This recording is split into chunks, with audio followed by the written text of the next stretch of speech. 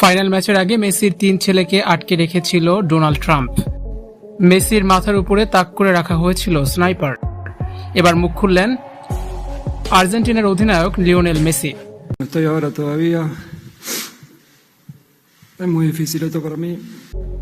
মাঠের খেলা নাকি পর্দার পেছনের চরম নোংরা রাজনীতি। বিশ্বকাপের ফাইনাল ঘিরে সামনে এসেছে এক অবিশ্বাস্য চাঞ্চল্যকর খবর। আপনি কি জানেন খোদ স্টেডিয়ামে থেকেই নাকি লিওনেল মেসির উপর তাক করা ছিল স্নাইপার?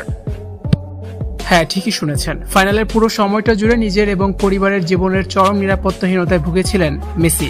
আর এই ভয়ানক মানসিক চাপের কারণেই নাকি মাঠে তাকে দেখা গেছে এতটা এলোমেলো। এমনকি ইচ্ছে করে বেশ কয়েকবার বল ছেড়ে দিতে বাধ্য হয়েছিলেন লিওনেল মেসি। কিন্তু কার ইশারায় এই ভয়ানক ছক? অভিযোগ উঠেছে এই পুরো মাস্টার প্ল্যানের নেপথ্যে ছিলেন মার্কিন প্রেসিডেন্ট ডোনাল্ড ট্রাম্প এবং ফিফা সভাপতি জিয়ান্নি ইনফান্তিনো। শত শত কোটি টাকা খরচ করা হয়েছে আর্জেন্টিনার বিরুদ্ধে কুৎসা ও বিভ্রান্তি ছড়াতে।